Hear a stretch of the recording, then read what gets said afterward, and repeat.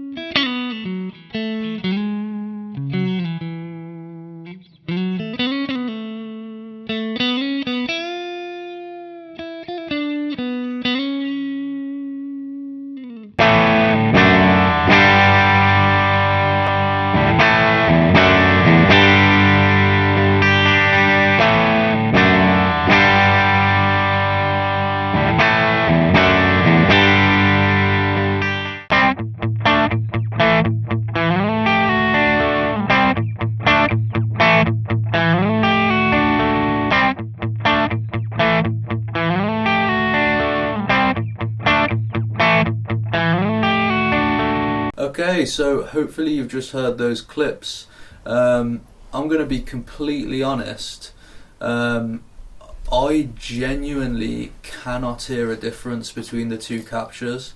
I've listened to them both back and forth over and over again, and I think they're identical, which I was really surprised by, because I wasn't, if I'm completely honest, I wasn't expecting ToneX to be as accurate as the Quad Cortex, purely just like based on the price difference between the two, and the fact that obviously the Quad Cortex is like a dedicated piece of hardware, like designed for capturing amp sounds.